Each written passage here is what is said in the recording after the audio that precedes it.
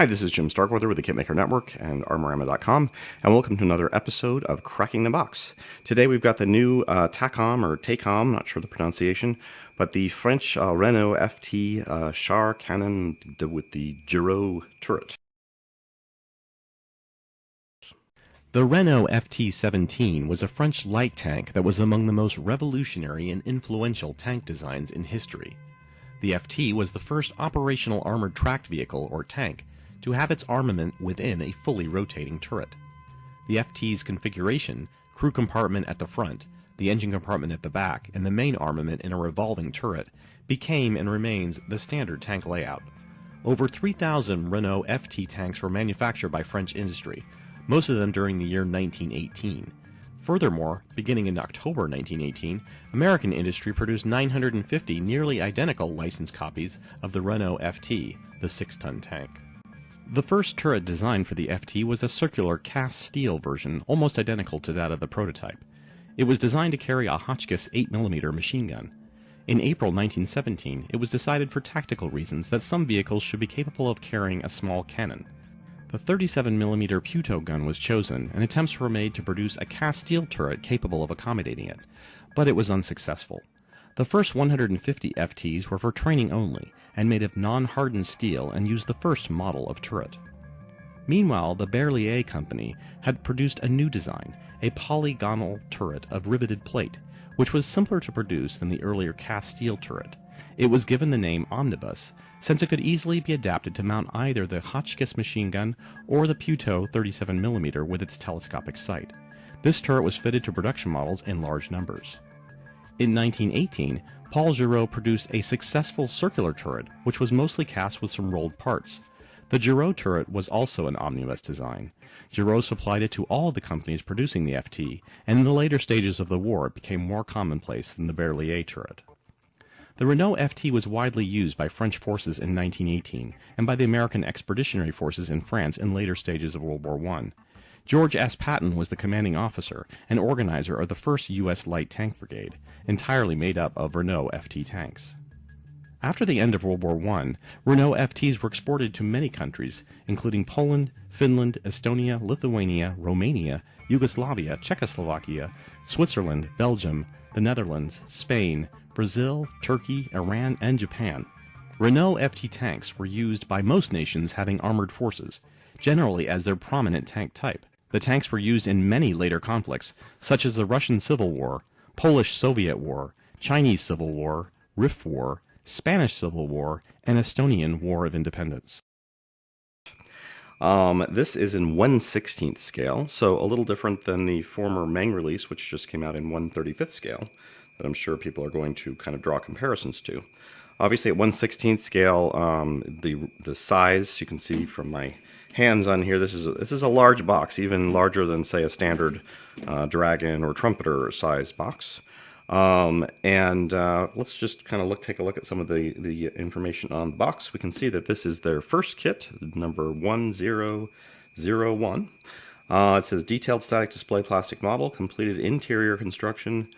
All the wheels and track links are movable, colored photo etch and metal toe chain included, 3 types of markings. All right, so on the side, we can see some of those markings. We've got a Company 327th Tank Battalion, 1st U.S. Tank Brigade, St. Mihiel, September 8, 1918, excuse me. Then the second section, 1st Company, 505th ERAS, 1918, France. And then on the other side of the box, we've got just some detail of various sprue trees and so forth. So it basically shows you what's in the box, which is kind of nice. You've got the my camera to get in focus there. Hello, camera. There we go. The 2 of these parts, 4 of these, the track links, the photo etch and decals, and then the major sprue components, and then 2 of this one, as well as the manual. Interesting that they've gone with a U.S. unit. I'm not sure this was, I would assume, since this is 1918, this is one that is made in the United States, unless it was one of the ones that was sent over from France, because there was a U.S. made version of this produced and manufactured in the United States. But from what I understand from kind of topics online and that type of thing is that it did actually have some slight differences versus the French produced units. So That would be something obviously for the reference experts to kind of come out and talk about, but that's one thing that I've noticed in past threads on this tank was that people said, well, that's not actually the French Renault FT, that's the American-made, licensed from Renault kind of made version. So I can't speak to that. I'm not an expert on this tank, so I won't be able to look at it and tell you, oh, this is the issues with those types of things. But there are going to be people out there that are going to make that distinction, I think. All right, so let's open the box and take a look on the inside. The plastic, as you can see, is in this. This bag was opened by me, so it's not like this normally. The large plastic sprues that are in there are almost the complete size of the box. And we have pieces like the side armor here, and some of the engine detail pieces here, as well as I think these are the lower interior pieces. You can see there's actually a stamp for the factory production. I'm assuming this is like a brass plate that would be probably on the bottom of this large. Moving on, the production quality looks very good. I don't see any flash or there's some ejector marks on the back sides of these, and since it does have the full interior, you can see, for instance, some of these ejector marks are down low. I think they've been put in a place that essentially will be, well, not here, but so theoretically speaking, there could be some minor filling required there, but it looks like they're fairly, they're fairly good. They're not too bad. So the next piece here is the track lengths. And as I've done with a couple other previous videos, I'll probably have a section here where I show how these go together. In fact, maybe I'll insert that right here. They came disassembled. I've done 3, taken 3 off the sprue tree, even though the manual only shows 2, obviously, or 3. They show 3 left side connecting bits, and then 2 of the other side. Well, they show all 3, I guess. One's already in place. So basically the way these are going to work are the parts with the rods are going to go in first, and they'll basically get glued in here. And then the concept is, once you have all those in place, then you start fitting in the opposite side, which is this side. And this side has, I don't know if you can see it, but it has a small depression. I wouldn't call it a big enough hole to actually create any kind of lock or feel, or it's basically a space for a small droplet of glue, which you're going to put on in kind of this fashion. After you attach, obviously you would attach the prior piece in here that would be attached to a track, obviously, and then that piece would go in here and kind of fit into place like this, and then it'd have to go through here. So I'm not quite sure how that's going to work. Yeah, let me see if I can just do a test here. How much you can see here, and how are we going to... Yeah, I guess you can you can get that around there, flip it, and do it. So you would, in a real world scenario here, you would be attaching not only that piece, but you'd be attaching the other, the other side. And the prior side would be going on... oh, no, I guess I can go on afterwards. Right, so you put this one in, just like I had it a minute ago. Sorry, this is definitely fiddly. And let me get this one to kind of... Boy, that doesn't want to sit the way it was a minute ago. Anyways, so you get those 2 pieces in place. And then you would feed in... Yeah, let me try it this way. I may edit this bit out. Okay, so then, again, this piece would be in here like this, and then you would start with the other side, and again, that would fit over like that. But I do not believe, unless once you get these things actually glued in and being held in place, I believe you're going to have to use quite a bit of glue, obviously, to put all these together. So, and at least they're large enough, obviously, with at this scale, that, with some magnifiers for most of us and things like that, you're going to be able to see what you're doing. I'm having a hard time seeing it, obviously, with my elder eyes. They do show, by the way, that step 1 is gluing this B3 piece into place. So, and then they just show step 2. And then they show on the manuals how you want to obviously keep one track out for final, the last piece that goes in. And they show that, again, like this, where the the last piece is just being glued on top of. So don't glue all your B3s to B1, because you don't want to get in a situation where you don't have that final bit to glue on. So, and they do mention that in the instructions. Actually, it says, please set aside the place for one piece shoe in order for easy connection. All right, well, I hoped to show you probably more of the track link actually together, but I actually think that just giving you that visual of how they're going together is probably enough. So they're not. I would not put them in the category of really simple, but then again, they are detailed, and they're going to probably provide the most accurate and potentially fully functional flexing track links that you're going to get with this scale kit. So, okay, well, that's how the track links go together. So that's good. Magic, huh? I haven't even taken them out of the bag yet, and you've already seen how they go together. And now we've got another. This is one of the ×2 pieces, and this is some fine detail bits here. I believe that's part of the gun. So I'm looking at the gun. And I'm not sure that this unit comes with the different guns, the way the Meng unit, I believe, came with some of the machine guns as well as the cannons. It looks like so far all I see is the cannon options, some of the running gear. And again, there'll be close-up photos of all this towards the end of the review, so you can skip ahead if you don't want to see this unboxing portion. Here's the other side panel. So we had one side, and this is the other side. And again, this side does not have the brass plate on this side, so they are essentially separately made sprue production pieces, which is interesting actually, that they went ahead and instead of making that piece maybe even a photo etch piece that you attach on or something like that, which actually would have been interesting, by the way, a metal piece that was already kind of laser etched or something, but the effect, obviously, or production effect, is that this is a whole separate production piece of plastic. One thing that I know that a lot of modelers are going to go back to that original piece I had out, that they're going to mention is that this piece right here, one of these suspension mounts in the Meng kit had separate a spring essentially that went in. So the fact that they went with so it's not. I wouldn't fault Takom or Takom for this. I thought that what Meng did was actually pretty impressive as a separate piece. But obviously, that's something that potentially people might want to try to replicate with this kit. To do that, you're going to have to obviously maybe potentially strip this out and do some of your own scratch building work there. But you know what? And this is maybe something that I can try to get across in this video. Modelers like to do those things. We always complain when they don't have the amazing detail of X, or they're not as accurate, or blah blah blah. But some modelers actually prefer to do some of their own kind of scratch building or additional detailing and things like that. Most of us older modelers, anyways, are from the generation of Shep Payne's monogram models, where he did all sorts of amazing things to those monogram models, and that made us go, wow, look at the potential of this model.